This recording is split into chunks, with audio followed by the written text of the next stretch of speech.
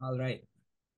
So anyway, a quick recall lang ng mga lahat ng ginawa natin, and this will be the end of our discussion about cyclic groups before we proceed to permutation groups. Kasi yung permutation groups, much interesting siya na group due to one theory about it na lahat ng mga subgroups of groups na which are finite, mayroon siyang corresponding doon sa sa permutation groups. But before doing that, kailangan natin maintindihan yung tinatawag na isomorphism. But for now, let's quickly review what a cyclic group is. If you can recall, cyclic group is just a group na meron siyang isang generator. At least may isa. So we in multiplicative form, so we can express this notation as follows. So ito yung ginagamit nating notation. So if it's additive, so yung usual na additive notation ginagamit, and we were able to explain some examples we have. But what is interesting, yung mga theorems that we were able to show last time, yung itong dalawang theorem na to talks about some of the properties of a cyclic group, particularly kung alam na, not necessarily the group itself, cyclic, but we know somehow, if you have a generator, if you have a generator which is infinite, anong masasabi mo about sa mga elements regarding its powers? The second one, what if you have a finite generator? So the question is, anong i-generate niya? We know that the set will just be generated by the single element, and the powers has a relationship, the powers of this form. So medyo matatandaan lang natin yan mamaya. But what is also interesting is yung mga some of the theorems we were able to show last time. Sana yan. Particularly these ones. Ito. Kasi much of our next discussion will rely on this theorem such that na number one, if you're the order of the group, in this case, ang order natin, medyo, ano ko lang, i-block ko lang to. Ito, if you consider the order of the group to be equal to n, two things will follow. First is that if you consider an element, a raised to k, tapos i-generate mo siya with a particular set, it's just the same set na i-generate niya ng kanyang GCD with n. So similarly, the order of a raised to k is just the expression n divided by the GCD of N and K. So tandaan lang natin yan mamaya because part of our discussion will delve on this. And there are, at the end of this, hindi ko na siya pala naisulat dito in the end, some of the corollaries, meaning as a result of this discussion earlier, meron mga corollaries that I need to put some emphasis. I think kung nakita mo na sa notes mo, this is just a review. So one corollaries.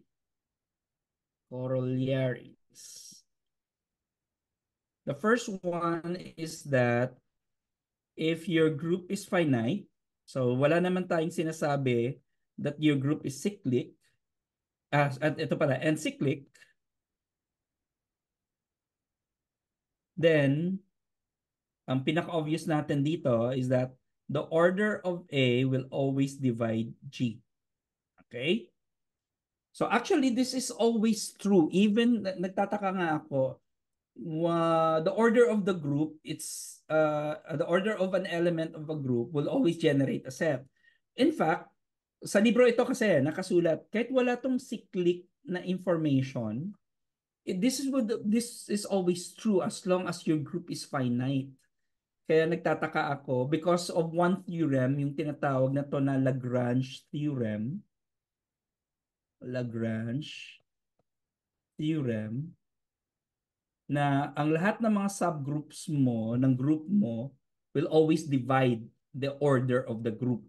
So meaning, kung ang group mo has this order n, ang mga divisors nito may particular subgroup yan. Pero we're not saying na it's always unique for a particular divisor. Later, for cyclic groups, totoo yan na magiging unique ang kanyang divisor. So, kaya nagtataka ako bakit naging corollary to dito. So, also, let's consider another corollary. If you consider the order of your A to be n, and you will have the following. So, let's name this 2.1. consider A sub I, ang set generated by A sub I is the same as the set generated by A sub J. So, kailan ito magiging totoo? Ah, tingnan mo yung earlier na theorem natin. Look at this theorem. So, kailan daw yung A raised to A sub I mo, generate mo as one subgroup, tapos A sub J mo, generate mo as one subgroup, pero equal sila.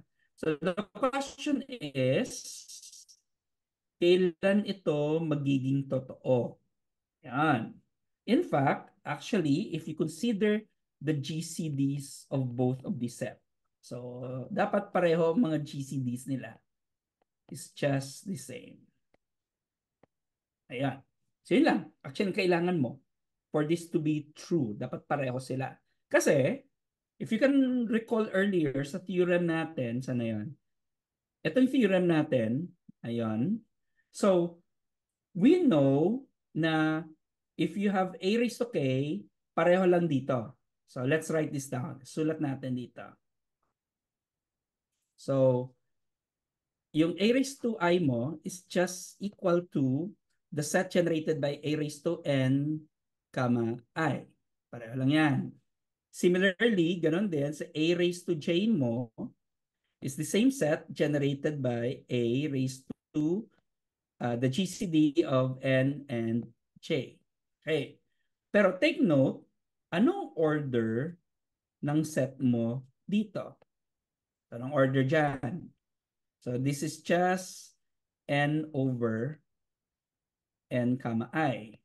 So anong order ng A raised to J mo dito? This is just N comma over N J. So if these two sets are the same, so anong masasabi mo sa dalawang orders? So dapat pareho tong dalawa. So for this to be true, denominators niya are also the same.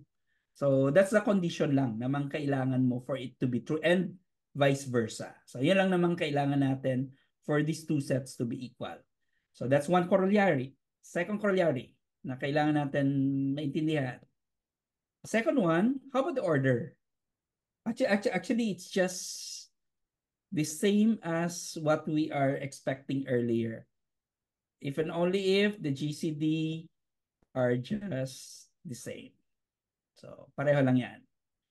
Pero what is interesting is ito. Can you tell me, Joshua, bakit totoo to ang pangatlo? The order of A is just equal to the not the order pala. The set generated by A is just equal to the set generated by A raised to J if and only if the GCD of N and J is equal to 1. Kanina mo, Bakit? yung NG, and GCD of NG, yung A lang po, A to the GCD of energy. So, yung kanina pong feel na po. Yeah, bumaliktad. So parang ganun ang sabi mo. So meaning what we're saying, sa A raised to J mo dito is just equal to the GCD, A raised to N comma J. Pero N comma J mo is just equal to 1. So ayun. So that's it. So tama ang sinabi mo. How about this one? Ito yung last. How about the order of Zn? Naalala mo pa si Zn natin? Zero Sisiyan hanggang, natin ng 0, 1, 2, 3 up to n minus 1. So, ito yan.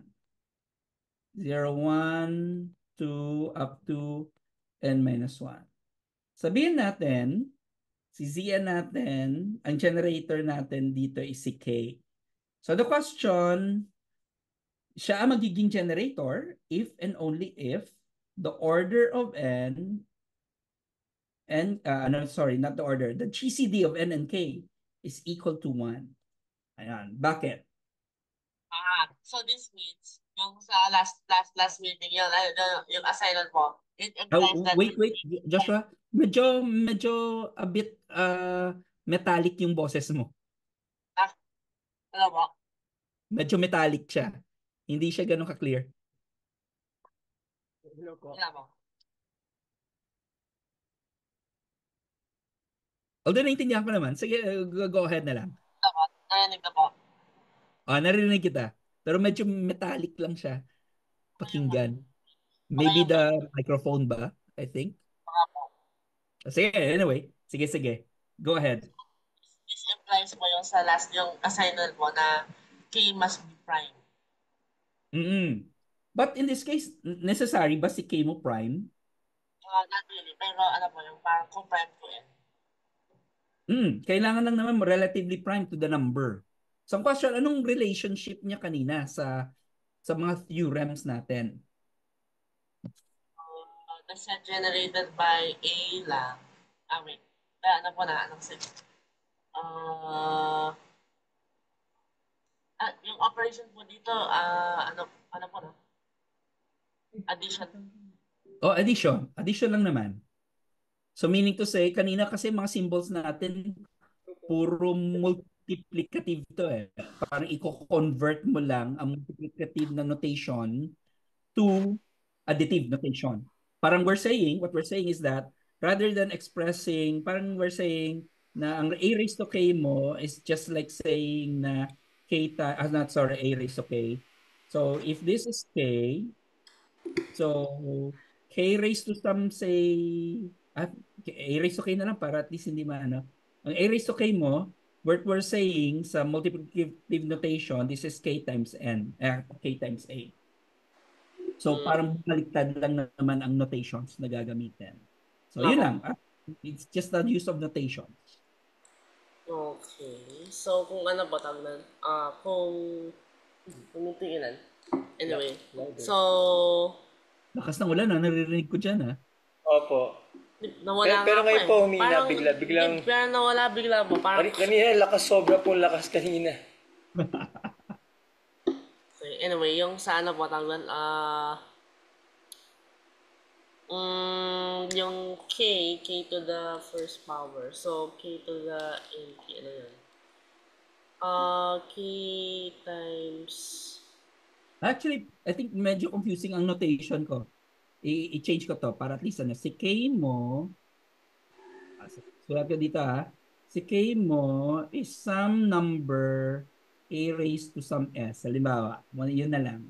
So it's just like saying if and only if si K mo dito is just S times A. Parang ganon. So that's what we're saying here. okay, sige po. So, kung ano, K will, so yung ano daw, yung statement, K will generate this kung N, K is 1. Okay. Additive. So, additive na may modulo po or additive na mo? Na-additive lang siya. Additive lang.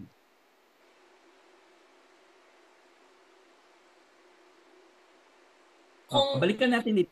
let's say po kung ano, Parang, I think ito yung pinaka-topic. Ito yon. kung N is, let's say mga 7 po, tapos N K is 2, so relatively prime. 2, 4, 6? Halimbawa, ito. Z8. Ayan. Z8 tayo. Kasi 7 parang obvious eh. Lahat naman relatively prime to 7. Ayan. Halimbawa, ganon. So, which numbers dito ang generators din maliban sa 1? Ano pa? 8, 5, 3, 5, ano mo? 3, 5, 7. Okay, 3, 5, and 7. Parang obvious kasi na ano, no? Obvious na mga prime numbers. But can we as well have, ano ba? Z15. Z15 tayo. Z15. Anong mga generators ng Z15? Pero paano pala Nakita. po yan? Kung additive po siya, wala pong modulo, 3, 6, 9. Ay, 3 tsaka 6 lang po yung ma-generate. Mm-mm. Di ba, is that the whole set? Or ano mo? Kung kung 3 pinili mo, hindi siya buong set. Tama, it's just 3, 6, 9, 12, 15. Or 0, back to 0. Pero ano po eh, tawag doon, yung sa Z8 mo, paano po yan? How is 3 a generator po? 3. So you mean ang 3 dito? Kasi kung 3 dito, try to add 3 several times. So 3, meron 6, kang 3, tapos 6. 6, tapos 9. Modulo 8, Yun, may modula pa pala po siya. may Modula. modulo pa rin. Ayun. So yun, 3. may 1, tapos plus 3, 4. So iikot pa rin siya and so on. Mapupuno yan lahat-lahat. Okay po. So kung ano, So si 1 dito hindi multiplicative na identity. po. So yan. How about yung 16? So kung sa Z15, yung mga ano nga po, yung mga co-prime niya. So it's UN po na. So U15 is 2, 2, 4, 4. 7, Pwede 8, ba 7? Yes. 8, 8, 11, 13, 11, 13, 14 po. Yun na po. 13, and 14. Okay, correct. So not necessary prime numbers. Sorry, 14. Sorry, 14 yan. So not necessary prime numbers. So lahat ng mga relatively prime to that. Okay? So meron ka bang clarification at this point so far, Joshua? Parang, di ba po parang Fermat's little theorem po to? Similar. Well, ano ang itsura ng Fermat's little theorem natin? A raised to P modulo, P minus 1, no? Malala ka ba? P Minus, minus 1, modulo 0, mod P. Hindi ko equals naman, 1 yata, equals 1 yata po mod P. equals 1. Okay. So, naghahanap ka ng powers, sorry.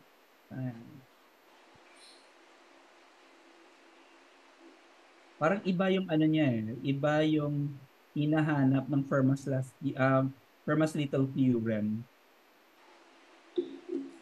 Hindi ko na maalala pero check mo lang kung if this is the Fermat's little theorem.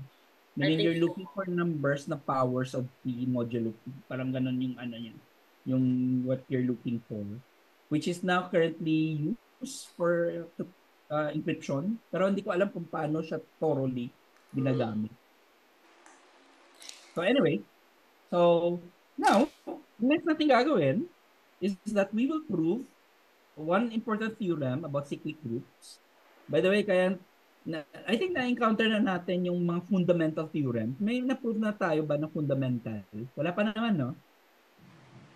Wala po. Like for example, tawag dito sa next na theorem natin, this is called the fundamental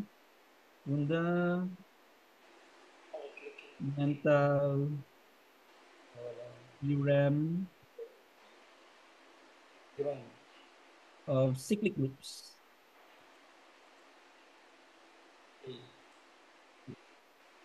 By the way, kung may naririnig ka palagi, if you have heard about the term fundamental theorem, normally parang importante siyang theorem from the word fundamental. Halimbawa, na-encounter mo ba sa calculus class mo or one of your discussions about fundamental theorem of calculus?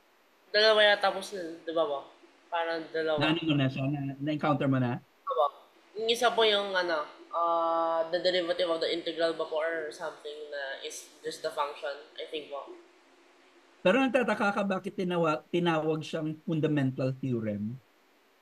Ano ba po siya, parang binding block ba po yan ng calculus pa kasi po. Particularly, kaya tinatanong ko usually sa mga classmates, sa mga students ko dati, bakit tinawag siyang fundamental? Calculus naman, straight naman yung discussion na yun then bigla na lang siya lalabas. So, fundamental theorem of calculus. Well, as history, sabi daw, I don't know calculus, alam mo, calculus is divided into somehow two, di ba? One is differential calculus, tapos may tinatawag na integral calculus. What do you think unang na-ebento? Integral calculus or differential calculus? Nauna po, Nauna. baka integral or differential. Differential po yung siguro usually. Siguro po. The answer is integral. Bakit Tama na integral? po kanina.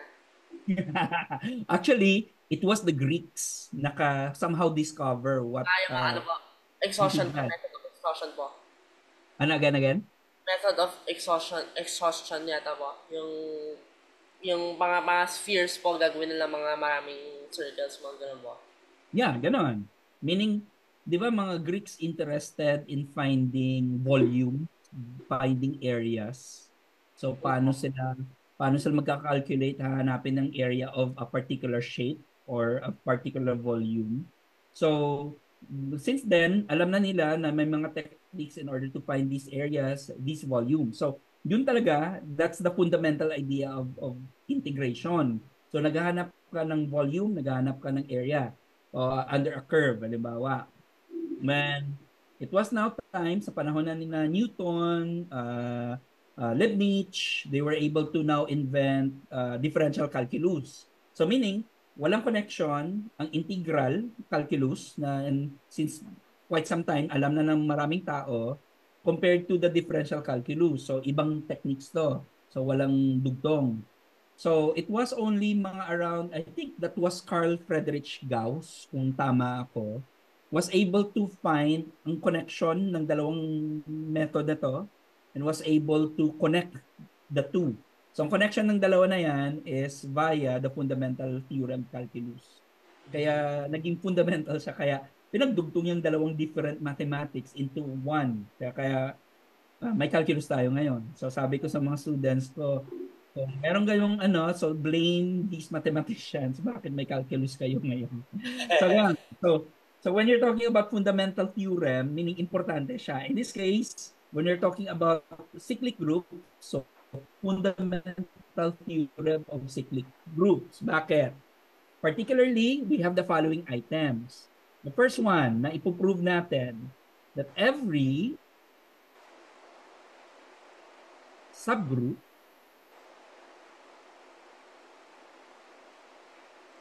of a cyclic group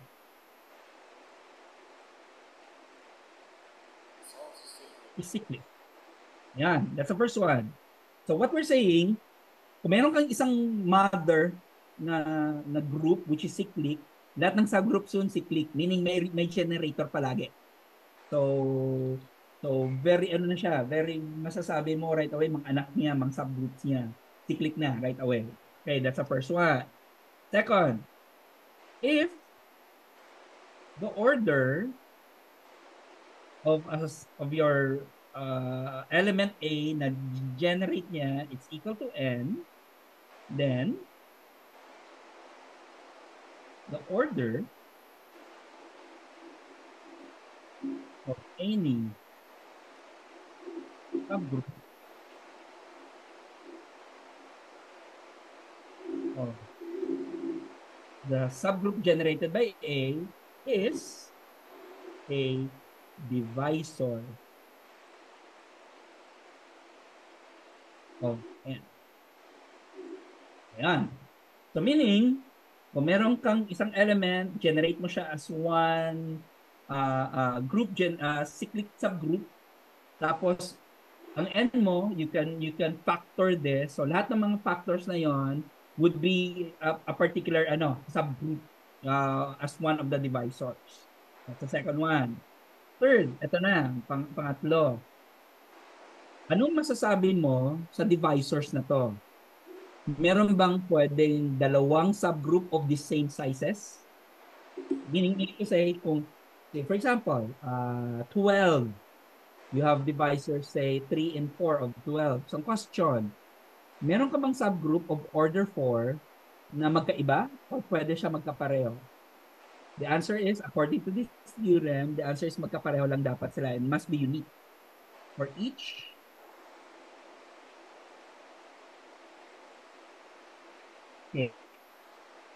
A, which is a positive integer, besides n, there exists a subgroup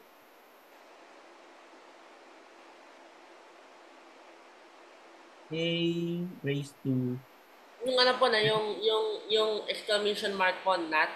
Kumbaga po, not operator po. ito, Ano po? unique. There exists a unique. So, Ano po? ito, sulat ko siya.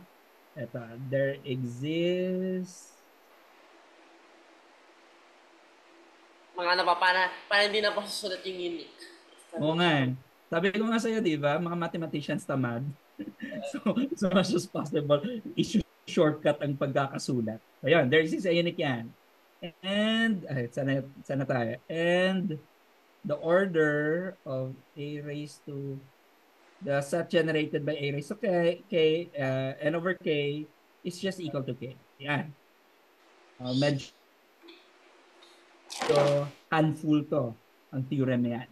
This is what we're going to prove tonight. So first, we'll prove natin yung una.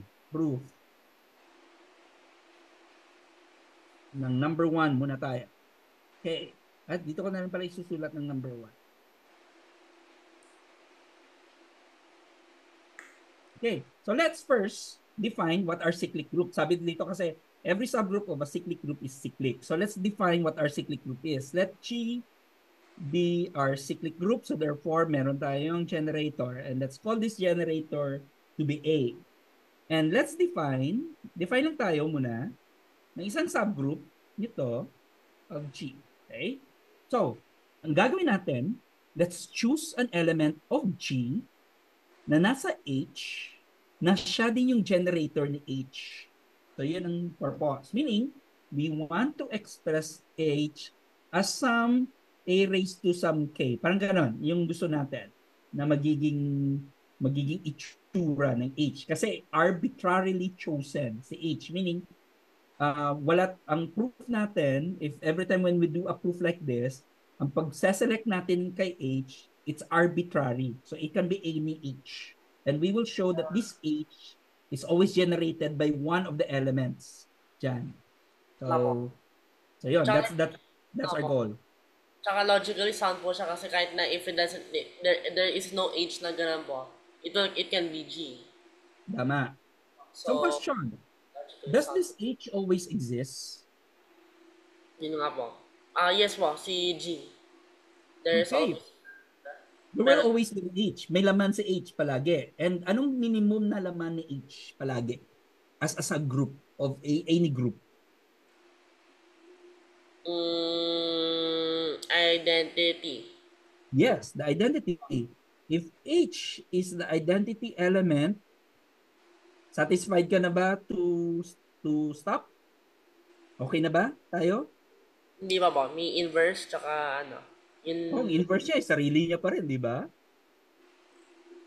So anong generator ni H? In fact, it's just the identity element. So therefore, we are done.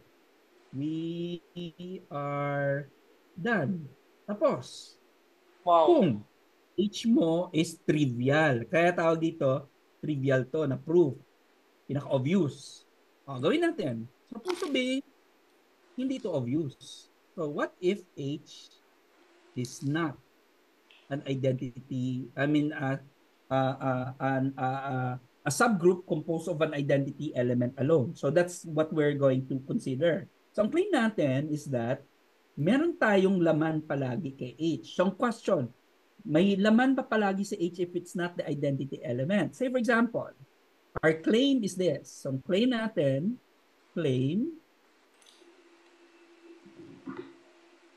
that some A raised to T is in H for some T, which is a positive integer. Meaning, what we're saying is that may laman si H, and let's declare this laman to be A raised to T. Posible bang claim na to?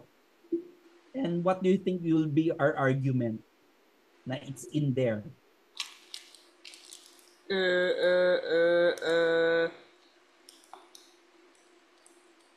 So there is daw some P na ganun din for some A na Mm-hmm.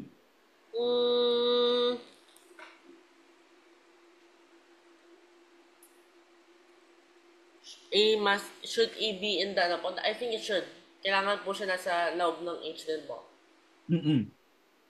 Para to be, A also must be present in H. Tsaka, Ano ba ano bang H natin? When earlier, ano ang declaration natin about H? H is subgroup of G. Subgroup. So if it's a subgroup, so therefore, if A raised to T is there, anong meron din as a pair with this element? Okay, so kung A to the T is equal to H, dapat,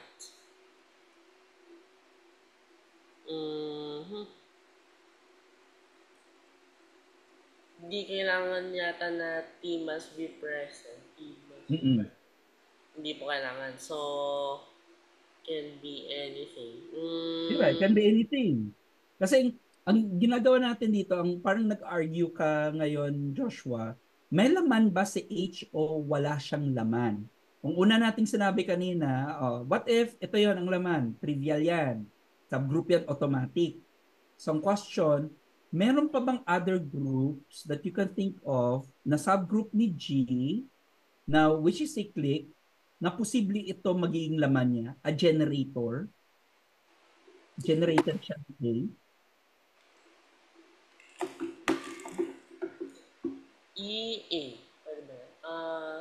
Basta, if you can just prove na anything else po na. Yeah, that's true. Parang we're saying is this. Di ba si G natin looks like this. Si G, alam natin, starts with E. Alam natin si A is our generator. Generator natin yan. So everything will be generated by this A. So A squared, A to the third, and so on. At meron kang sabihin natin A raised to T. And so on. So sabihin natin, wala pa na may na-declare na order. So let's consider say si A natin, ang order niya is sum n. So hanggang A raised to n minus 1. So what we're saying is that kung kukuha ka ng subgroup ni G at si A mo ay andito sa H, totoo ba yan? Pwede ba yan na mangyayari? Na ang laman ni H is some form of A raised to T. If and only if na kasama rin nata po yung iba. Yeah, oo. So, anong mga kasama niya most likely? Yung all of that before it po, yung mga A squared, A cubed. Bahala. It must be there. How about inverse ni A raised to T? Andyan din ba?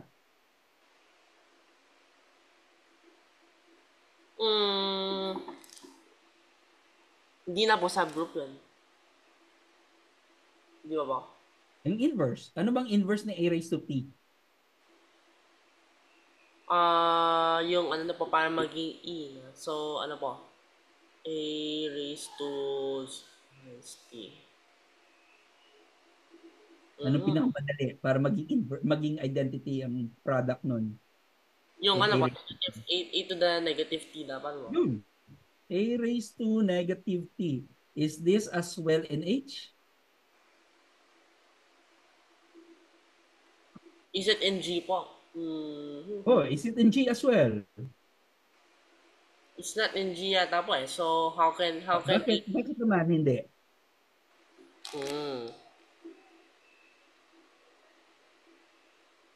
A cannot possibly generate the whole set kung wala po. Kung may negative T.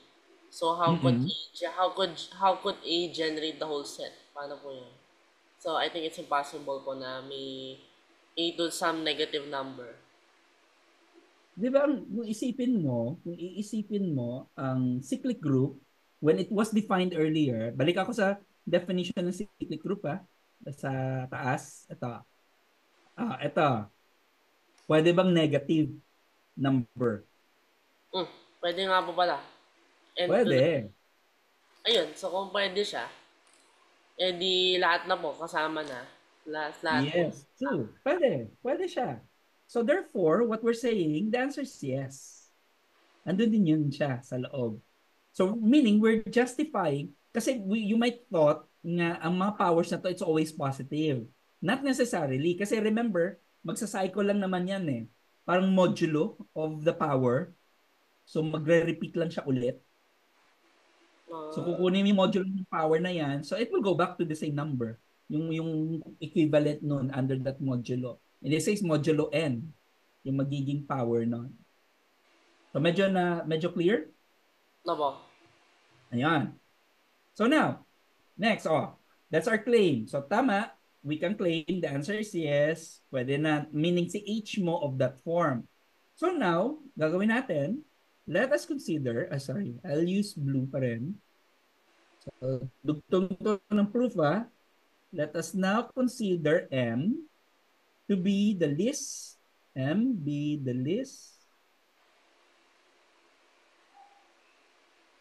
positive integer such that meron tayong a raised to m is in H. Meaning, si a raised to m, ang m mo, yun ang pinakamaliit na integer such that it's still part of your H. Remember, di ba, si a raised to t mo, ayun ang form ng mga laman ni H. Imaginein mo si t is the smallest. Na you can imagine na andun pa rin siya within your H. Okay. So, ang question, totoo ba to ang next na claim? Is the set generated by a raised to m inside H? Yes, dapat po. Kasi kung let's say Bakit? pinaka-konti po siya, there is a nightmare back. Wala mo. It seems obvious pero parang mahirap i-prove yung pagiging obvious na mo. Actually, you can argue. Argue mo lang siya. The answer is actually yes. So argue lang. Actually, isang word lang to na argument eh. It will answer everything. A to the m is a yes, so least positive integer. Tapos Na nasa loob siya ni H. Ang a raised to m. Ito, ang clue mo. Yan. Andiyan sa loob ni H. So ang question, lahat ng mga elements generated by a raised to m nasa loob din na H. Meaning subset siya. So, lahat ng ma-generate ng a to the m, plus mga a to the m to the something, a to the m. And since the least positive integer yun, Actually, kahit hindi mo siya isipin na least positive integer muna. Kahit wala na yung argument na yon, pwede pa rin siya masasatisfy na nasa loob siya ni H. For example, I'll give you a hint. Multiply mong a raised to m to itself. Question, nasa loob pa rin ba siya ni H? a to the 2m, is that inside H? And what's the reason if it's yes? If no, ano din ang reason? Kung yes po siya, so it means that 2m is less than yung ano po na, yung ano niya, yung t po. So, meron bang ano yan? Ito, hint mo. H is what? Anong klaseng set ito sa H?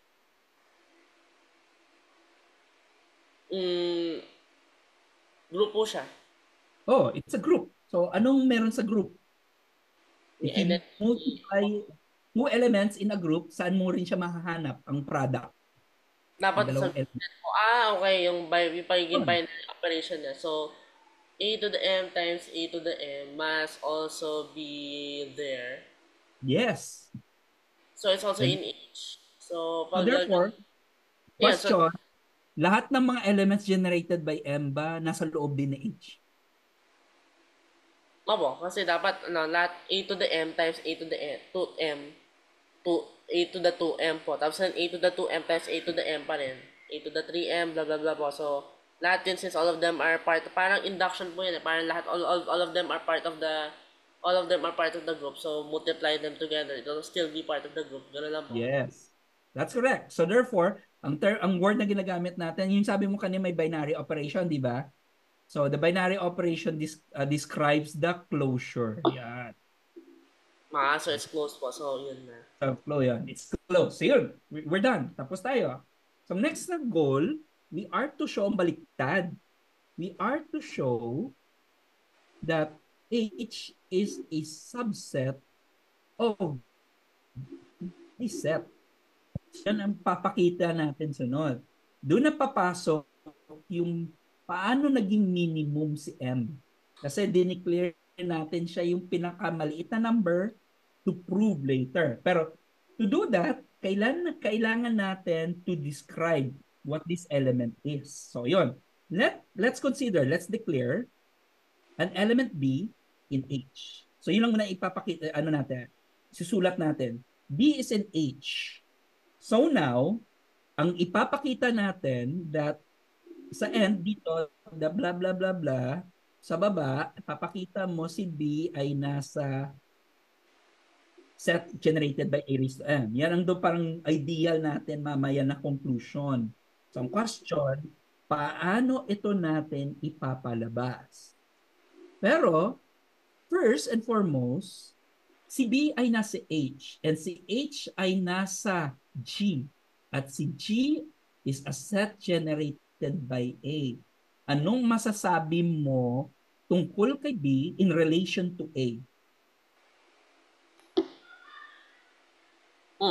So, kung G is set generated by A, tapos ano yun, B is part of H. So, isulat ko ha, since sinabi mo rin, since B is also in G and G is generated by A, so anong relationship ni B at ni A? So, it's some ano ba tawag po doon? Multiple, kumbaga. Yeah, pwede. One of them, some multiple of A po na generate na mo. I think ang word na gagamitin natin, power of A. A to the something equals B mo. So let's declare that. There exists, say halimbawa, a K, which is an integer, such that we can declare na si B is some power of A. Say, let's A raised to K. Tama ba? Tama.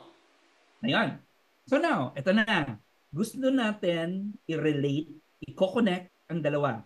Meron kang K dito as an integer, meron kang ditong M as an integer. Ano ba mga theorems natin na ginamit in the past to connect numbers like this? Yung ano ba, yung isa ba, ano yun, yung A to the something equals A to the something, tapos divide siya, tamo. Mo. So, Pwede siya, pero anong ginamit doon to prove it? Naalala mo yung proof nun? I equals G. Medyo magic yung labas nun ng expression. A to the K. Anong tool ginamit natin? Magiging useful to na tool sa huli. If you will remember this, baka pwede ito mag-work ito. Ganon din ang gagamitin dito. You have two different numbers, K and M. Gusto mo siyang i-connect ang dalawa. So anong pwede about integers that connects these two? Anong tool natin in the past? Mo. Ang connect ng two numbers sana, parang it's ringing a bell. Ayan. Palagi natin ginagamit to when we're discussing na cyclic groups or nung nag-introduce tayo sa groups. Ito hint. Division algorithm.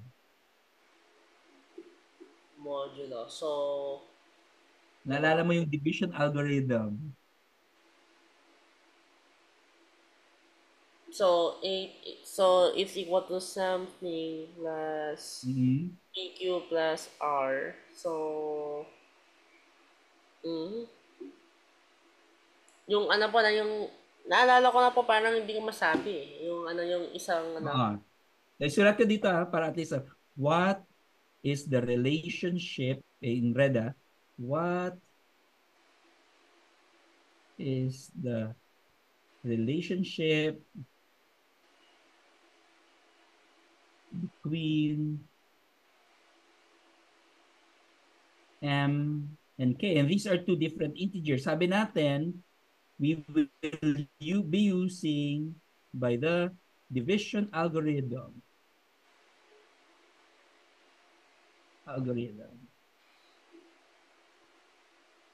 Ayan. So, paano natin gagamitin to? Division algorithm. Can you remember ang statement ng division algorithm? I think yung gusto niya pong ano yun, yung parang ano eh, yung M is M divides K, tapos ang M is the least one. So siya po yung Yes. wala na po siyang ma-divide na ano, so siya na lang pinakamaliit po. Hindi divide Pero na po. pero ang ano ang numbers na dinescribe mo, ang dinidivide niya, ang quotient at ang remainder. Are these unique or pwede marami? I think unique, na-proof na yata pong unique po yun. Yung ano, there Yes. must be only one quotient and one remainder for any two na ano mo. That's correct. So dapat unique to. So let's define this. Sulat natin. So by this algorithm, there will exist a unique. Ito ulit. There exists a unique. So sabihin natin si Q at si R, which are integers, such that mako-connect na natin yung dalawang numbers. Action will be as follows. Si K can be expressed as a multiple of M. So, M algorithm natin. Pero nung masasabi natin about R?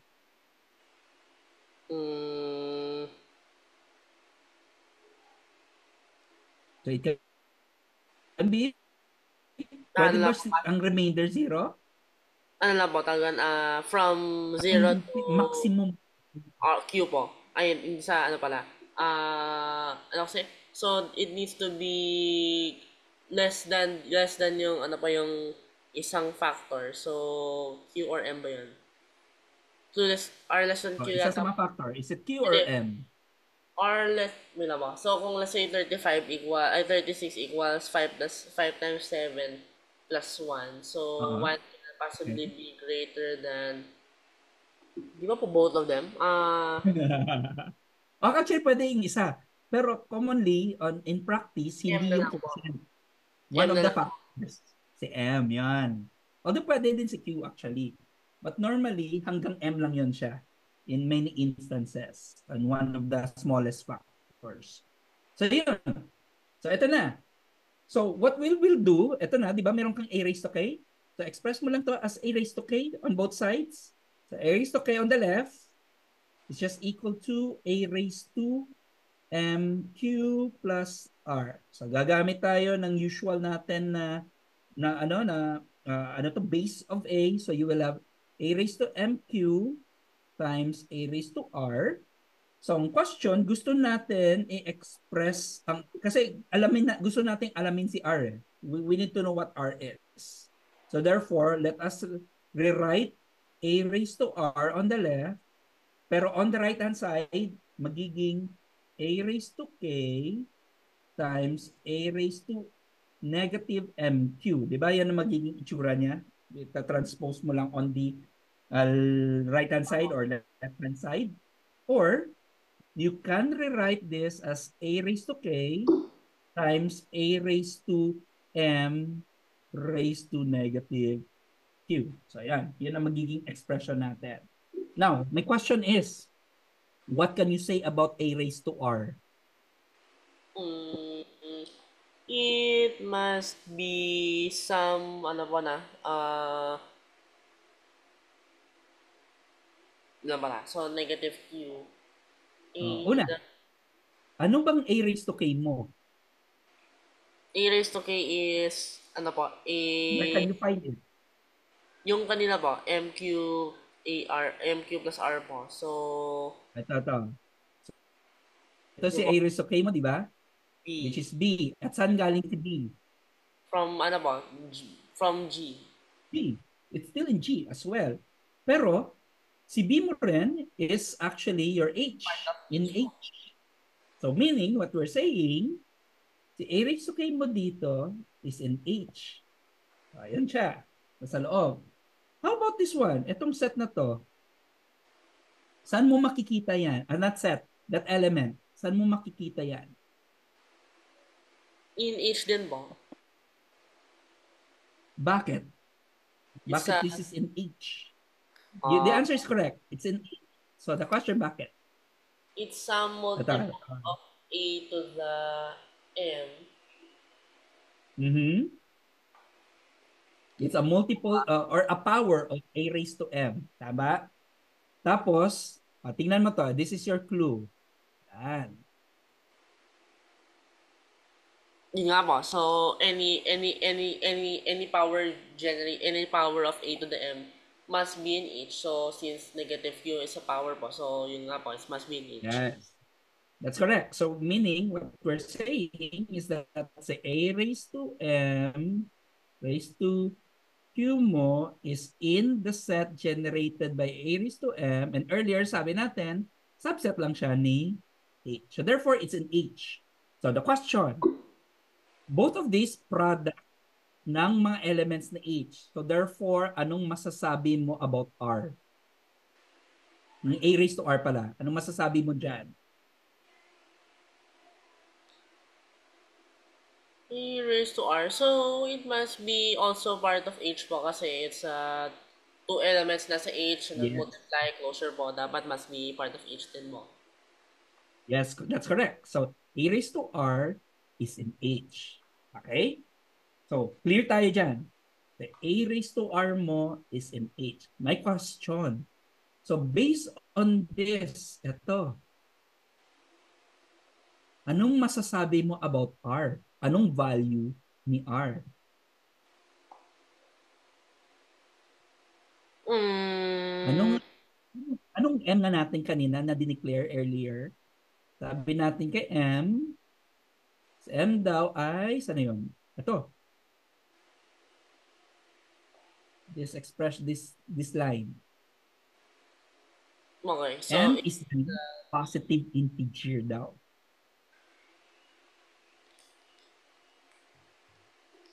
okay. So, kung this positive integer times negative Q, liit nun. So, times K. Mhm. Ito. Di ba si M mo is the least? Sulat natin to. This is the least positive. O nga po na. So, if it's the least, then how can R exist? Oh, so therefore, It anong doesn't. na lang option mo It kung doesn't. for this? It must be M. It must be equal to M. Wait lang po. Oh, Strictly hindi pwede. Strictly less than eh. less than what? So, does it exist? Kung So M is therefore, so ano nang option mo? M lang po siya. Ay, hindi po. Wala na. Wala pala po. Meron pa. Zero. Meron pa. Zero. Zero. Zero. Okay. So therefore, R is zero. So, so dito sa statement. Since M is the least positive integer,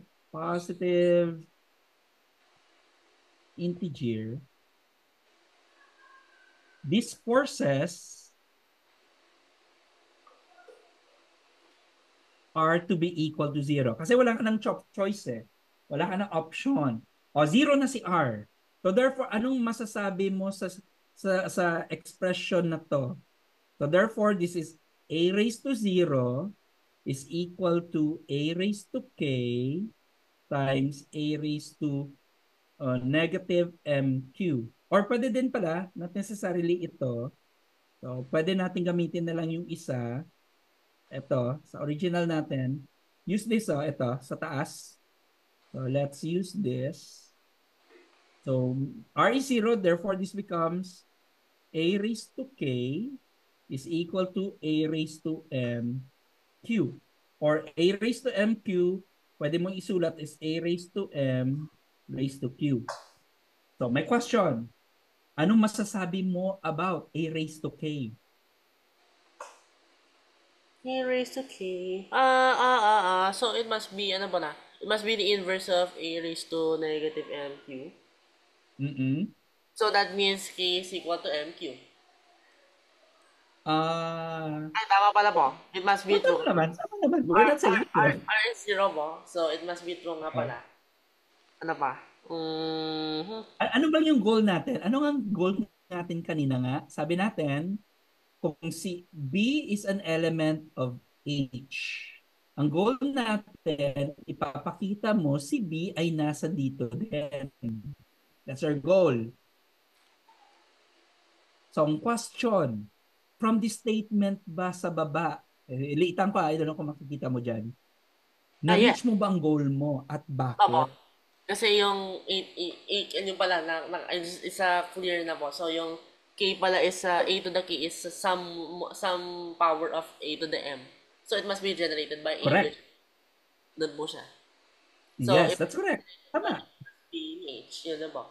Oh, so since this is B, di ba? Isusulat ko lang dito ah. This is B. Sabi mo, si A raised to K generated by A raised to M. So we're saying here that B is an element of the set generated by A raised to M. So from here, sa taas, galing si B dito. So therefore, pumasok na siya dito. So ano masasabi natin? Therefore, Yun, H must be a subset din ng, the correct. generated. So, H since they are mutually subsets mo, yun nga po, mutual inclusion, they must be the same. So therefore, are done saying na equal sila, dalawa. Thus, hence, ang conclusion natin dito, H is equal to the set generated by A raised to M. So this answers the first question. Sabi, ano ang first statement natin? Every subgroup of a cyclic group is cyclic. So meaning, ang subgroup na H mo, which is arbitrarily chosen, is generated. It has a generator. So yun, we're done. Tapos na. Yung una. Yung una pa lang. So now, so any questions sa first part ng proof natin? Medyo ano siya, di ba? Tricky yung mga, ang intricacies ng argument. Hindi, pero parang classic pa po siya eh. Yung mga parang yung parang mas nightmare po yung itsura, yung mga iba. Pero yung sa una po, parang mas pa, parang yung alam na po yung parang yung rainbows, may ganun pa po. O nga eh. Especially at the end, ay, ito pala yung connection ng dalawa. Later, I don't know kung magalimbawa, later if you do some proving, na-encounter mo naman yung proof sa geometry, no? Sometimes sa geometry, statement, reason. Na po? Yung sulat niya lang statement, tapos ano mang reason bakit ng statement na to. Ito, ang ginawa natin, kinumbine na lang natin as one. Hindi na natin sineparate si statement as a reason.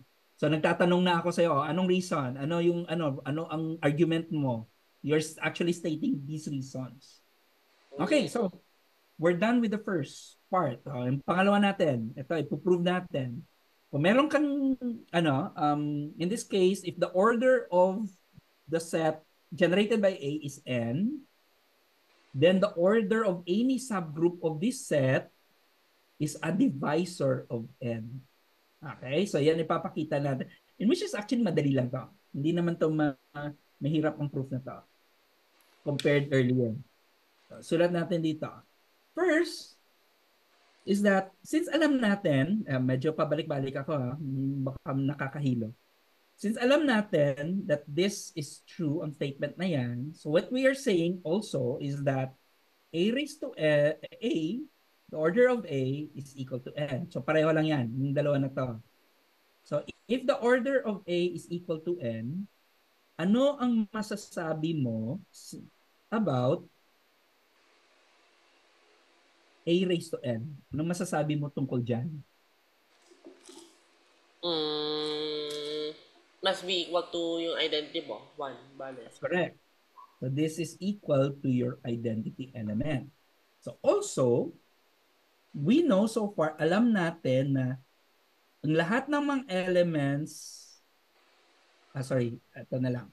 Ang lahat ng mga elements ng set generated by M can be of this form, A raised to M raised to Q. So ito yung mga forms niya that we are considering. So hence, totoo ba to? Ang next ko na line, there will exist an S which is an integer such that if I'll raise a raised to m with s, it's equal to e. Posible ba yan? That there will exist an s, that this is true?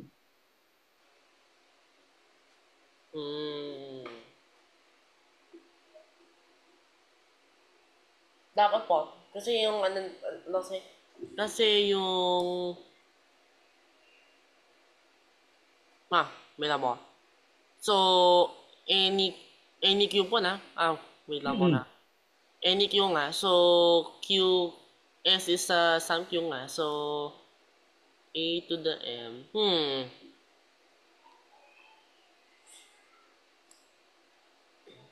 Ano ba? Ito, let's picture Yes this po, out. kasi E na pala po yun. Kasi Yeah.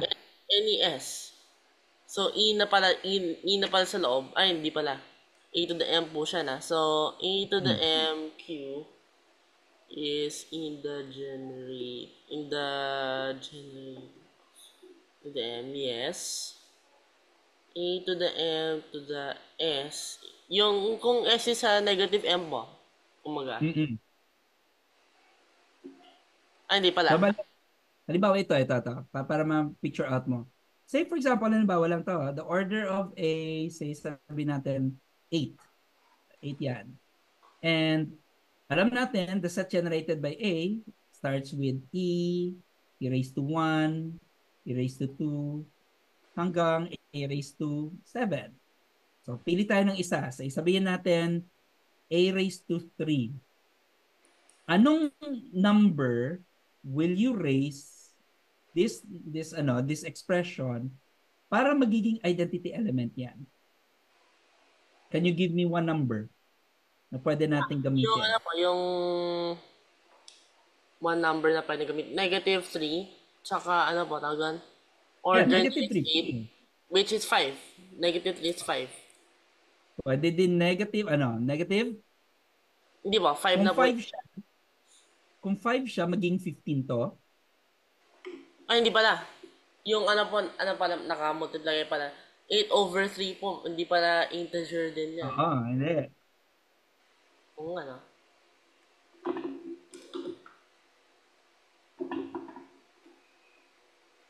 So, anong pwede?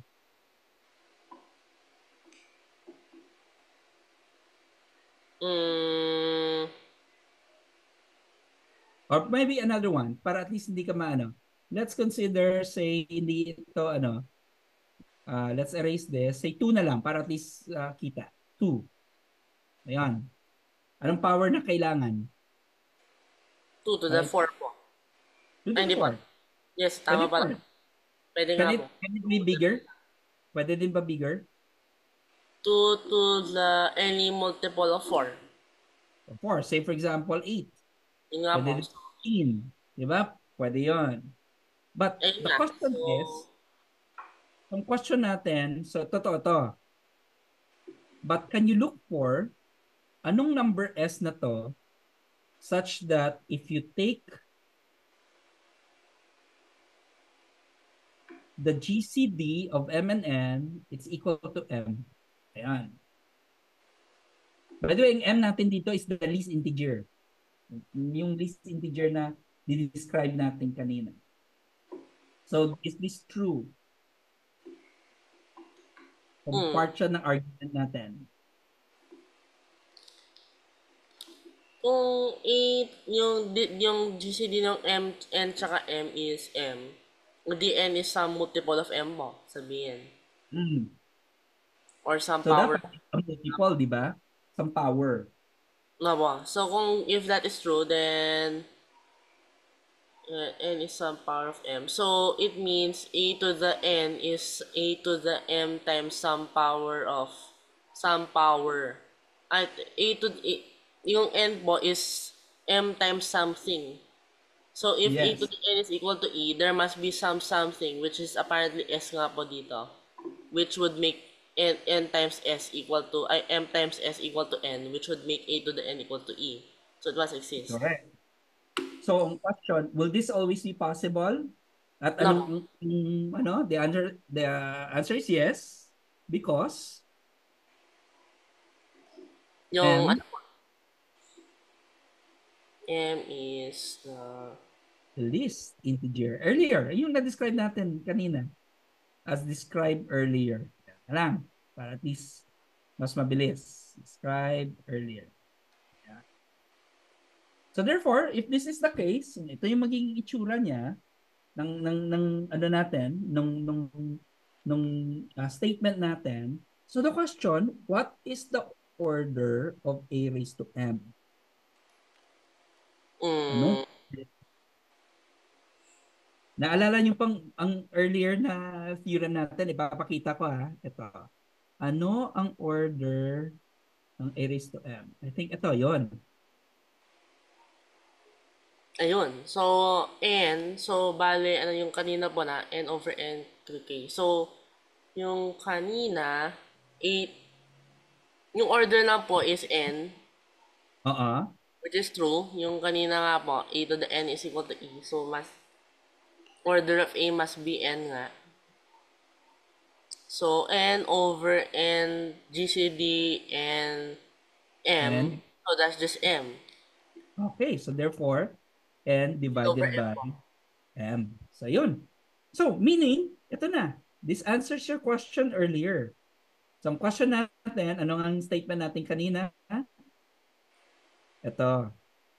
The order of any subgroup of the set generated by A is a divisor of N. So therefore, ang ginawa natin, ng order mo dito is just a divisor. Di ba? This is just one of the divisors of N.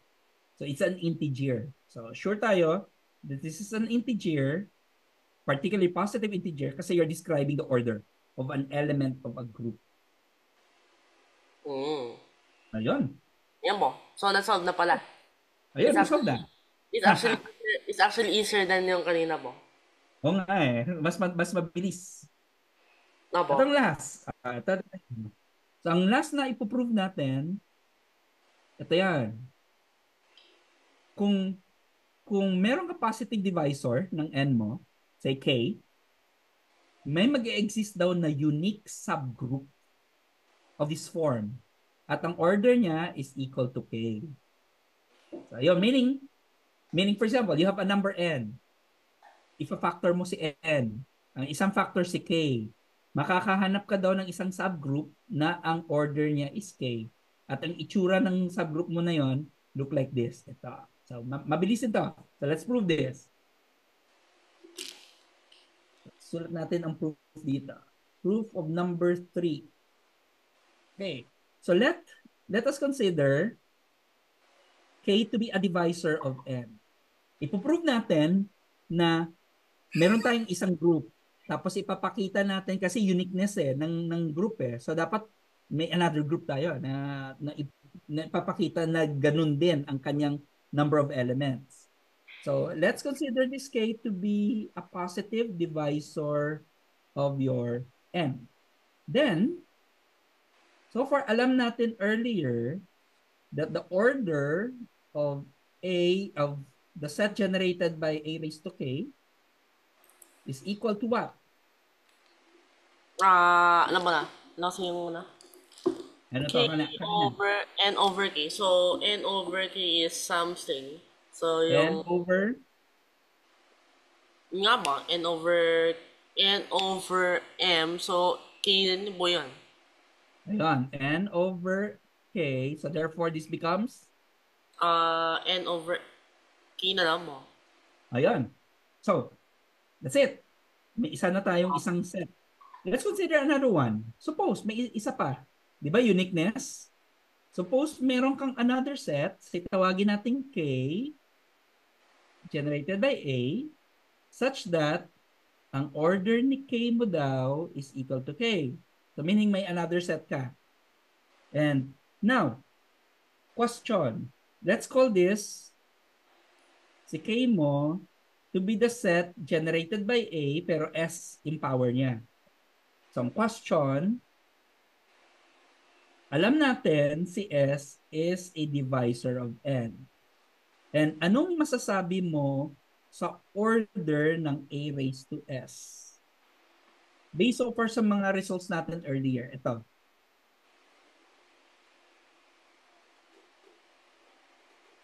So, the order of A to the S. So, ano na? K is equal to that. So, mas ba yung big K?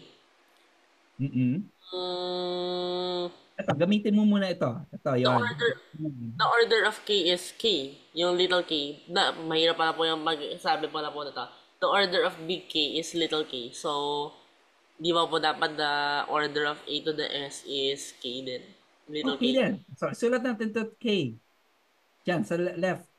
Pero, using this formula, ito, ang formula na yan. Ayun. So, meron pa bang isa pa? It is N over, ano po na? N over N, NS. So, ano yun? Ano ba po yung S? NS. Tama. Ayun lang So, po. therefore, what you're saying, si K K is mo is equal to equal N to over S. N over S. But S is equal to But S is equal to N over K. N over K. So, meaning, what we're saying, Equal to K. yung A So, raised to K mo dyan, pareho pa rin. no ba? So, wala, meaning unique palagi. Ang magiging representation ng isang divisor, there will always be a generator ng order niya, it's equal to that divisor. So, and the answer is, you're done. Yan na. Tapos na tayo. So far, do you have any question sa Wala naman po. itong, ano na to? Wala naman po. Kasi next naman, interesting to. It will involve, next na theorem, it will involve the Euler phi function. Wow. Yung ano po, quotient function po, yung number of ano, relative Coefficient. Nagtataka ako na noon bakit siya tinawag ng quotient or quotient na function? Parang word siya pala to describe number of positive relatively prime to that number. So let me write the theorem muna para at least we are of the same footing. So the theorem tells us the following. So let me write this. Ay, saan na yun? Let me see.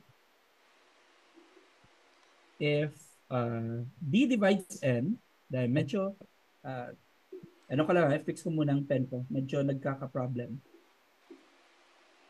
Ayan. If D divides N, the number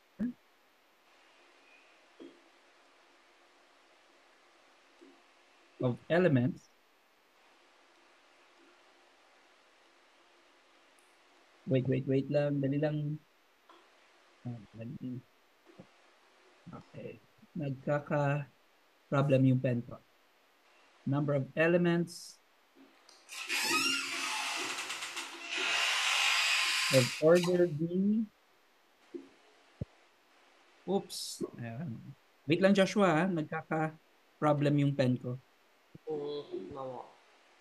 Parang nanotice ko nga po parang medyo parang nagpuputol-putol po siya eventually.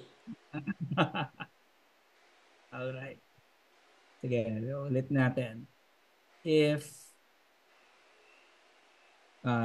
D divides N, bakit nagkaka-problem? D divides N, the number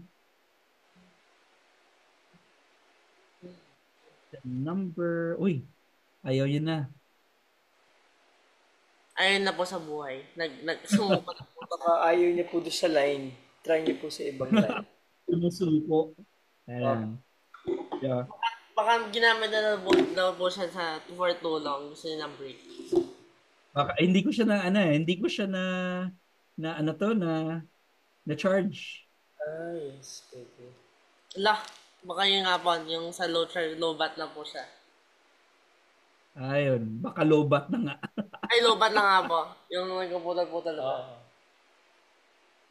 Ay, ano na lang natin. Ito na lang. Para at least, ano na lang. Hindi ko na siya i-charge ko na lang siya. So maybe we could move na lang ang next natin. Not the move. 7 o'clock na rin pala. So we can meet twice next week, or will that be okay? No po.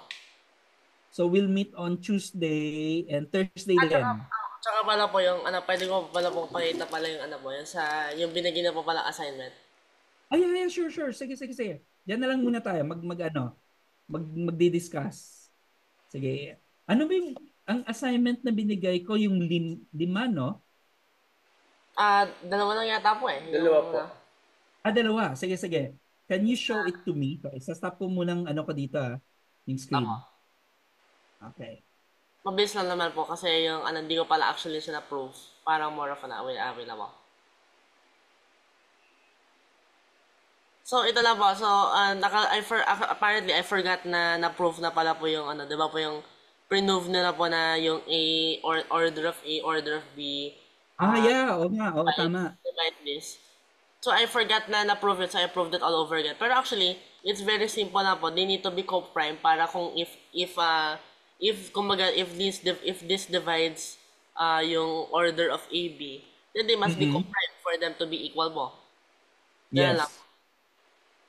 Pero itong basically most of the argument pala po was me proving na yung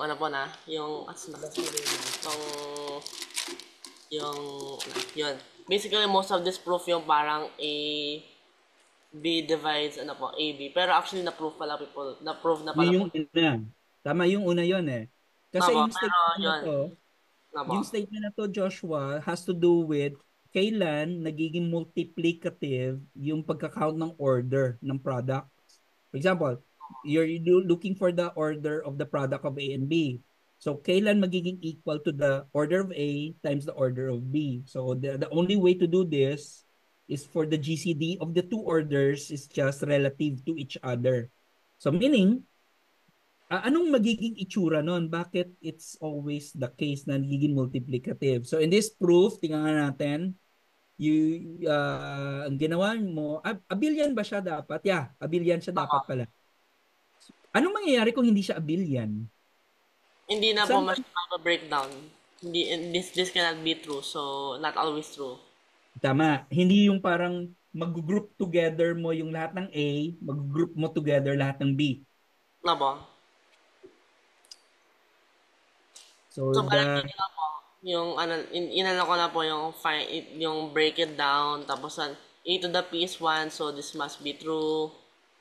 So therefore Q divides R, tapos the same can be said for P divides R, which means PQ must divide R din po. Tama yan. They are equal only if na P and Q are relatively prime lang po. Yun lang po. That's correct. So pero when you write your proof, ito yung technique ni usually, if it's an if and only if, the question, ang direction ba ng proof mo linear, then pwedeng bumalik, or you have to write it separately for the sufficiency part of the proof and the necessity part of the proof. Na po. So pwede siya magse-separate. But in this case, argument mo, yes, this is true. Pwede kasi meron ka ng statement na the equality of R and PQ is only true when they are relatively prime. Kasi it's, mapuprove mo talaga PQ divides R eh. So question if R divides PQ. So kailan yan magiging totoo? Na po. Okay, to yung una. How about what's the second one? Yung isa po, yung kumaga ito po, yung sinabi na po, I think, yung kumaga yung conjecture po na 2 is always a generator.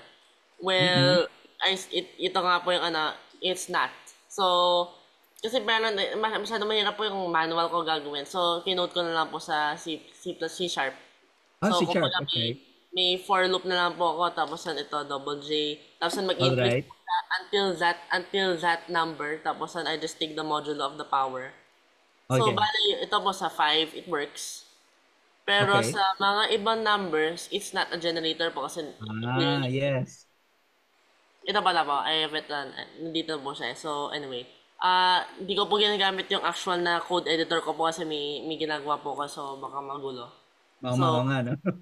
Ano po? I-write ko na lang. Sige, susulat mo. Para proof po na hindi po siya fake. Kasi baka po. So,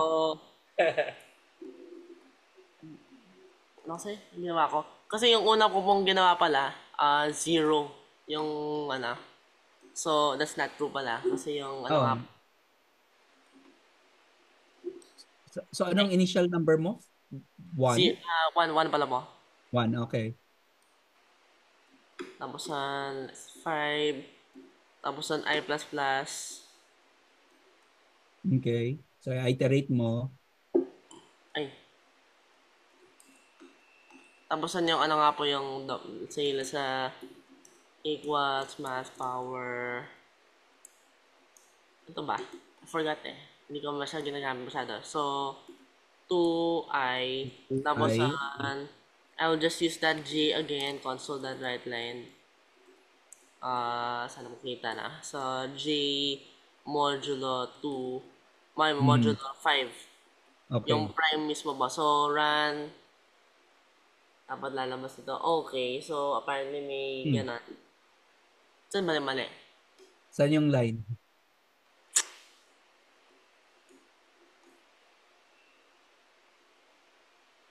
Okay, sadly. So, gamit lang po ano kayang iba pa? Number 6. Ilang Sige, languages pa lang, ilang languages pa lang alam mo? ano po? Yung, languages. Oh, I mean mga code Sure. languages. C Ah, Sharp, ano pa? Python. Python po, some lang.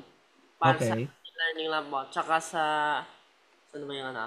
I just want to use ano po, yung, ano pa? Java, JavaScript, HTML, JavaScript. yung Okay. trilogy po. Tapos, Hindi ka pa ano pa? nakapag-R, no? Hindi mo pa nagagamit. Di ba po? Okay. MATLAB, madali din eh. What? Uy, saan yun? Grabe sayang. So, I decided na hindi, para... Sino yung mali? Alam ko na po. Ito. I forgot Ah, okay, so, okay, okay. let me run it. Dapat... Seriously, okay. Ano nga ko to? Less than 5, I plus plus. 2i.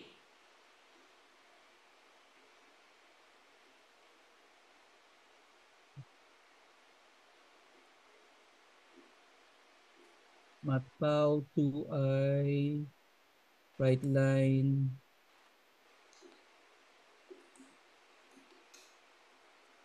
Para kung baka maarte po siya.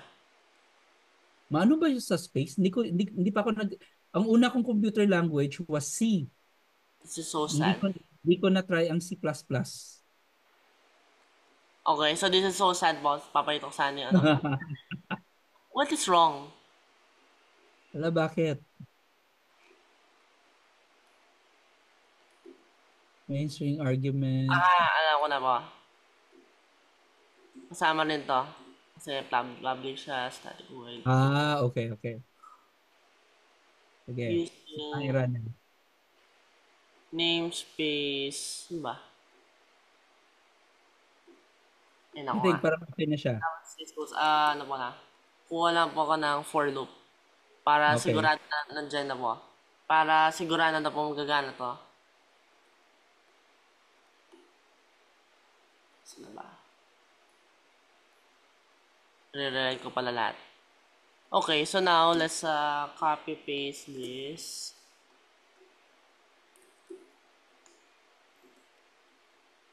Okay. And this must run. Okay. Ano yung ano? Ano pong mali? Napakasayang naman po to. Semicolon, I think. Sa after ng one. After the one. Ayun. Okay, now, this should work. Ayun, Ayun. 2, 4, 3, 1. So, kung yung isa po kung isang example is, let's say, 31 nga po. Okay, sige. So, it does not generate. Pero kung ibang power po, Yes. for ibang prime point gamitin ko po, 3, it does Oo. generate. 1, 2, 3, 4, 5 hanggang ano po na. 5. Nakakompleto. Yeah, oo. Nakakompleto niya. So ano yon, yung kanina 31 ba yon? No po. So, really, 2 is not always a generator. Basta po, Okay. don't know kung possible ba po i-prove yun. Kung if I'm not sure na there's a static generator. Inisip ko kasi po yung parang yung inisip ko pong proof, Mm-mm. para siyang pigeonhole po. If I can, since it's easily na, saan ba yung ano? Wala ba Actually, state? you don't need to, ano, kasi, 'di ba, kailangan mo lang ng counter example for it to say na it's not true. Tama. So, inano ko po kasi, kasi this one po is true eh. Itong pong statement. Oo. Pero this is not. Pero yung Yeah. iniisip ko po sanang proof is that it's easily shown na there are n na ano po, n na makukuha na po na Mhm. n generated numbers, and there are ano ba, zero to, ito dapat po yung kakalabasan niya, some iteration of this. Yes. Kasi yung modulo po, so it must be one of these po.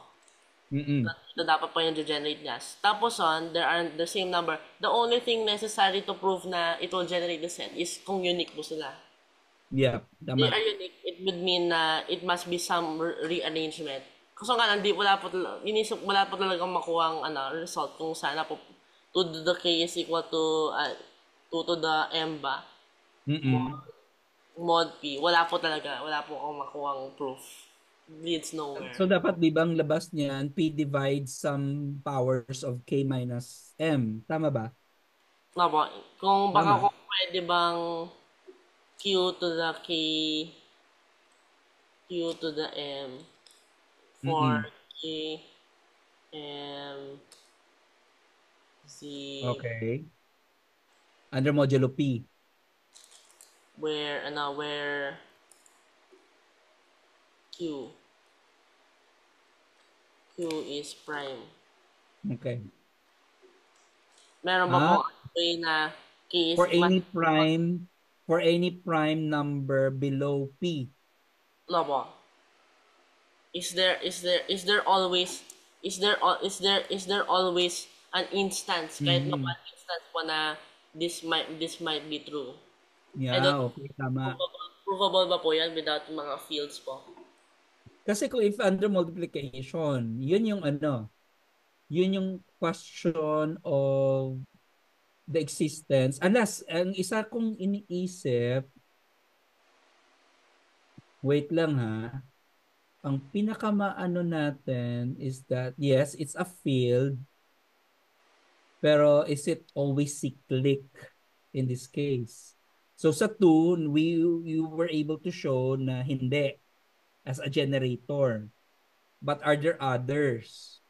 Yun ang hindi ko pa rin ma-imagine. Sige nga, pag-isipan natin. Pag-isipan natin. Sige, sige. Take note natin to. Tama. Yung yung tawag pala po dito yata. May tawag po pala dito eh. Parang may something root. Basta may tawag po sa ito po na pag-proof po nito. So, it requires na yung mga mas higher pa po na math. Yeah, yeah, true. Aabot na yan siya when we talk about fields, Galois fields. So, Nabo. doon na natin yung pag-uusapan. Nabo. Okay. Pwede po magtanong last po? Pwede mo tingnan sa Jojo lang. Tanong mo kayo, ano mo yung interpretation mo. Saan sa? Ito ba yung sabi mo yung last time sa akin? Hindi po, bali, yun another problem, so similar po. Ito po yung, paano ko sa pakita mo kayo? Bali yung lang po. So, may lang po. Equation. Short na lang po. So, ito daw po yung isang equation. So, Okay. we wish to find the equation in this rotated axis po, diba? Ito po. Okay. So, yung, Ah, daw po, kung if I use yung double angle theory. So, so basta yung from the equation po, I can get yung cotangent okay. to theta. Tapos from yung cotangent to theta is negative 7/24 po. Okay. So, ko nga, wala mo. Actually, yung technique na pwede mong gawin, di ba, naalala mo yung message ko sa iyo, yung rotation matrix? Tama. So, kung alam mo yung angle of rotation, mas madali kasi, di ba, given the ellipse, alam mo, mas madali siya kung hindi siya rotated. So, if Tama. it's yung kanyang major and minor axis are actually the X and Y axis na aligned doon.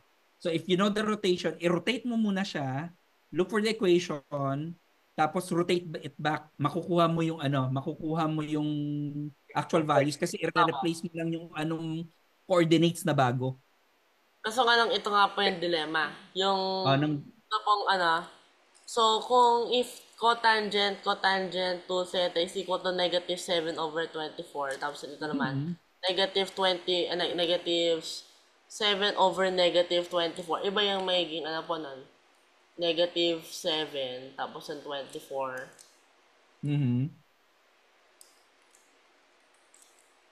Fourth quadrant. Pero kung dito naman, negative 24, angat na magsulat ko, negative 24. So, ito yung 7. Adjacent over opposite, ito yun. Yeah. Hindi po na. Positive, negative. Tama ba to? Tama ba? Dali lang ha. Hindi. Ito pala po. Ito. Ito yung tama pala mo. Negative 7, negative 24, ito yung angle. So, Okay. it's the second quadrant po. So, kung i-check mo natin po yung graph, kung if I rotated sa yung isa pong, yung ito, kung ito po yung sinundan ko po, second quadrant, I will take the principal roots po. So, ito po yung kakalabasan niya na, Yeah, okay. So, babaliktad yung X and Y mo. so, bali nag-rotate, from this ellipse po, the blue ellipse, it had to rotate 53.13 degrees to get to this red ellipse po. Okay. To this green. May partial po siya color blindness. Hindi pala po nakita. So, Okay. pero kung if I use this one naman po, ito pong, ito. Ito pala po.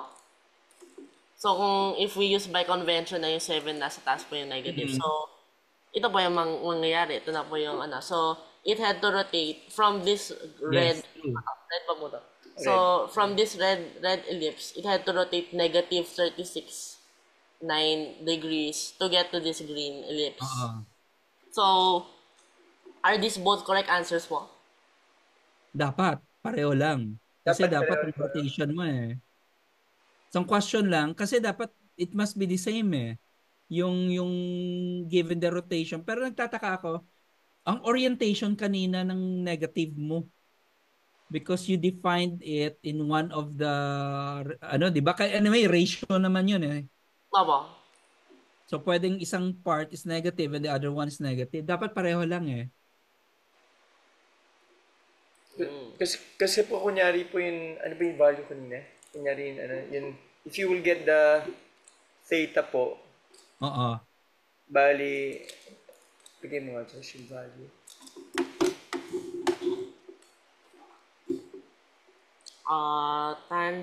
Inverse tangent of negative 24 over 7. Tangent lang of the negative. Paano makikita? Negative 36.87 degrees. Dito.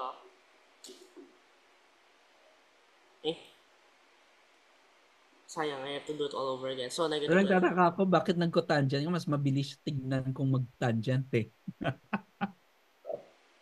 Yung sa kasi po, yung sa mga formula sa book po.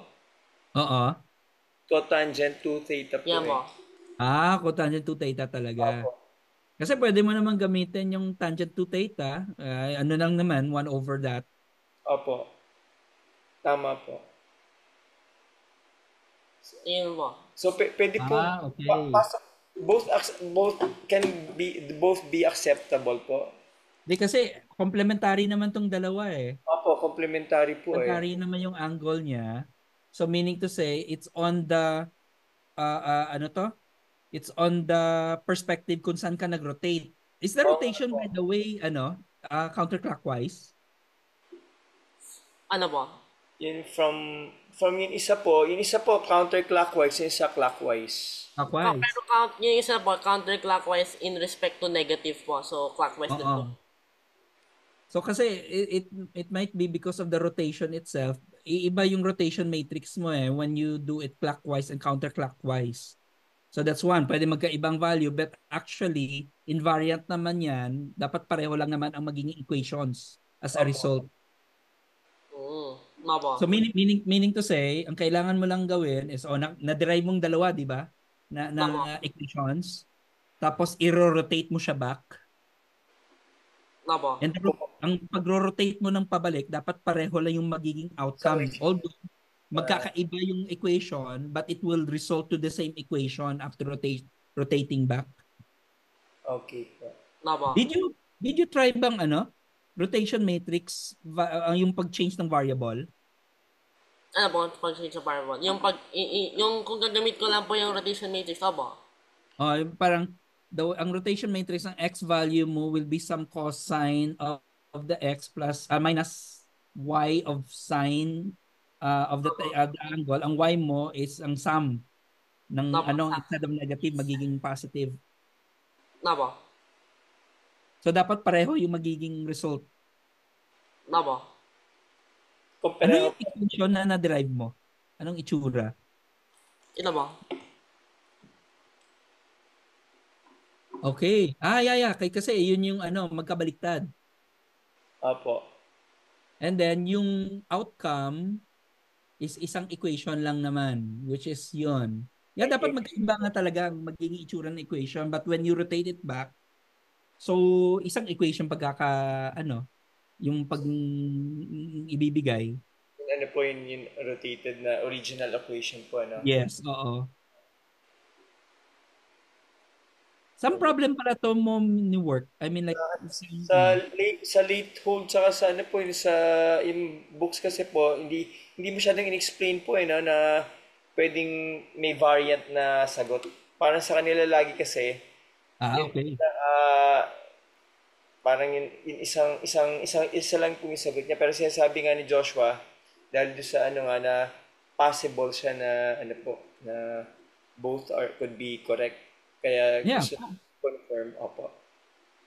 Tama naman. Kasi depending on the rotation kung saan ka mag-rotate. Kasi binabalik nila po doon sa XY na original na yung ganun na XY. Yes, oo.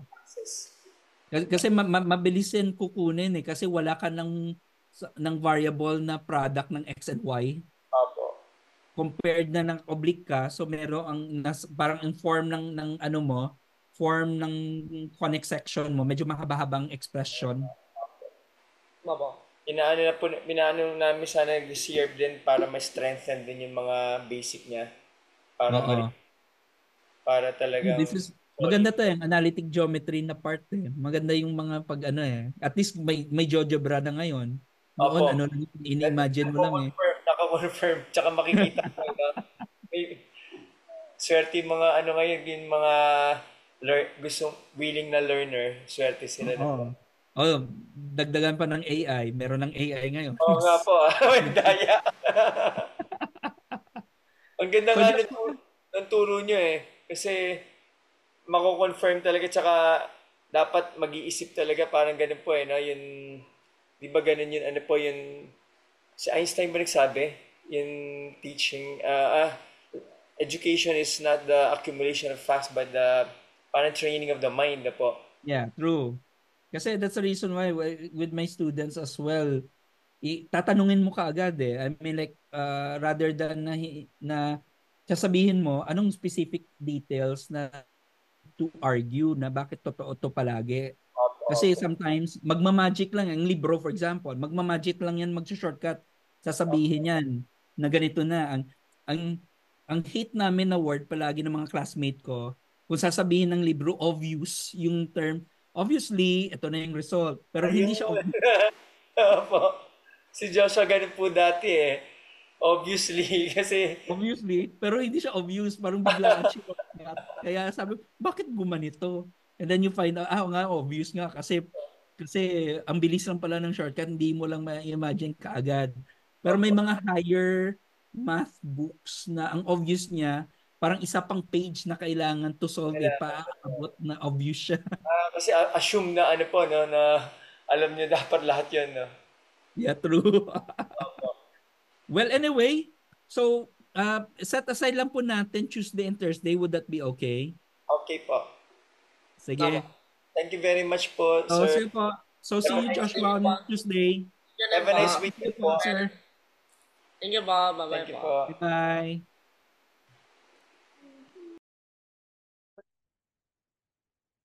Hello. So for this is an assignment where the problem is let A and B be elements of G and G is abelian.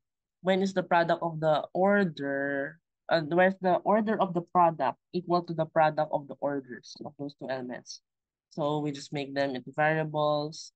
Then if AB to the R is equal to 1, then 1 is equal to 1 to the P. Let's raise everything to the P's power. So we get AB to the RP. If G is abelian, then we can expand it, distribute the exponent, and we can prove that since A to the P is equal to 1, this can be cancelled. 1 is equal to B to the RP. But B to the Q is equal to 1. So Q must divide R because it doesn't divide it won't divide P unless they are multiple. So let's just say they are relatively prime. So of course Q must be divisible by Q must divide R. Similarly, if we show this to A to the RQ is equal to 1, we can conclude P to the R, which means PQ is the P divides R, which means PQ divides R2. This is only true PQ is equal to R, which is the statement the order of the product is equal to the product of the orders if and only if P and Q are relatively prime. This is also true only if they are relatively prime. And this is also true when R is relatively prime to P. So that is, this is only true when the orders of A and the orders of B are relatively prime or co-prime. So this is the other assignment, which is P and asterisk without zero which of with which values of n is the n cyclic. So it means what is there a generator always? So what did I put? There are cross lines here. Anyway, so the assertion is proof 2 is a generator for dp asterisk. So I was attempting to prove this by asserting, let's say it's obvious that there are p minus 1 elements. So, and it's also by the definition of the modulo, it's a remainder. It can never go over 5 in this case, or it means it can never go p over p. And it can never go below 0. So, but 0 is excluded. So this is definitely the set where all of the results will come from. And there are, in this case, 4. So that's p minus 1 elements. The only thing to prove that this is some rearrangement of this set is to prove uniqueness. This is the pigeonhole theorem. So if they are unique, of course, it must be this set, just in random arrangement that we can never prove. Unless we can, I'm not sure yet. So this looks a lot similar to the Fermat's little theorem, so which proof I got the idea from, whose proof I got the idea from. But apparently, this assertion is not true, that's why it's crossed out. So I ran this code in C++. So apparently I set int equal to 0, so it kind of messed it up. But I'm just going to erase that and make it into 1.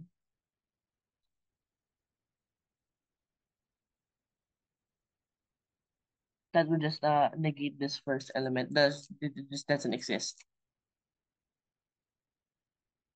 So this would be the results. So apparently for 5, as seen in the written example, it does generate the whole set. 2 generates the whole set. 2, 4, 3, 1. But 31 does not. In fact, 7 does not. So if the prime is 3, it generates the whole set. This is really proof that I'm not using the wrong code. If we add this to 5, with a short real time run. Also, I'm using the Tried editor because I can't find any other reliable editor online. I'm not going to use VS Code for this. Anyway, so 7 7, I think, is the smallest integer that that 2 wouldn't generate. So it doesn't generate the whole set. So automatically this assertion is not true. So as I was saying, I was trying to prove it using the pigeonhole theorem in a manner similar to how you prove for how you prove Fermat's little theorem, which is e to the p mod p is equal to a mod is congruent to a mod p. So it's pretty similar. It's very similar, but I wasn't able to find any way to prove uniqueness. One method that I tried is, let's say, 2 to the k is equal to 2 to the m mod p, and k and m are elements of the p prime, the asterisk. So if I could prove that k and m are equal,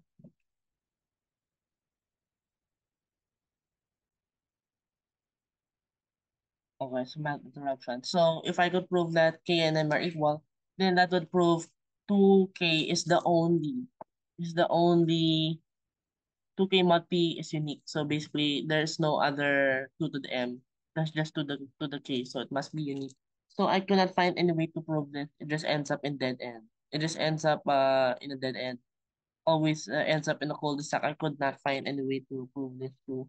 But if I could, then it would work. It would be insanely hard, possibly, if I had this p to the k equals p to the m mod p. Is this mod some wait. Yeah, some mod p. This is hard.